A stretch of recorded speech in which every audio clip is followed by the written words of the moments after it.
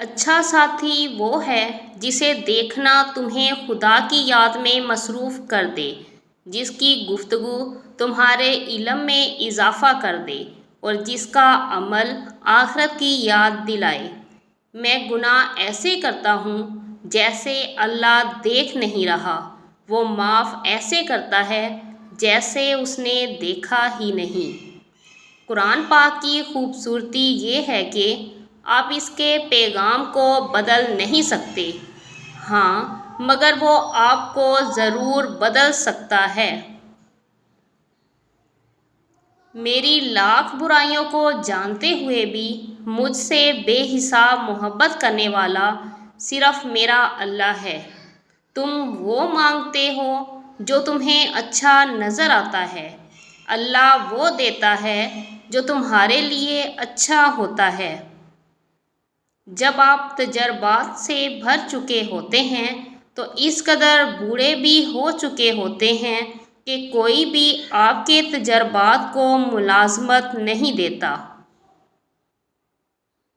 سب سے خطرناک ناراضگی وہ ہوتی ہے جس میں آپ کبھی اس شخص پر جتاتے نہیں کہ آپ ناراض ہیں۔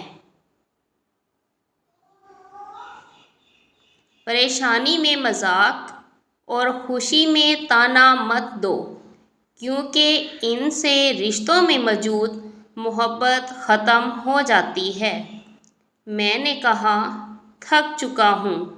جواب آیا، اللہ کی رحمت سے نا امید نہ ہو۔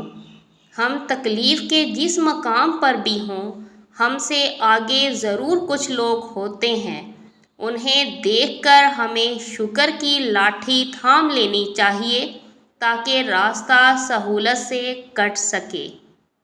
نظر انداز کرنے والا شخص تمہارے پاؤں پکڑ کر تمہاری منتیں کرے گا اگر تم ایک کام کر لو، اگر تم اس کی نظر اندازی کی پرواہ کرنا چھوڑ دو، بشرط یہ کہ وہ شخص تمہارا مطلوب محبت ہو۔ مجھے اس شخص پر تعجب ہوتا ہے جو روز دیکھتا ہے اس کی سانس اور عمر کم ہو رہی ہے اور وہ موت کے لیے تیاری نہیں کرتا۔ ایمان والی عورت کا زیور سونا چاندی نہیں ہوتا بلکہ حیا ہے، اور اللہ بہتر کرے گا۔ بہتر نہ کیا تو ایمان رکھو، اللہ بہترین کرے گا انشاءاللہ۔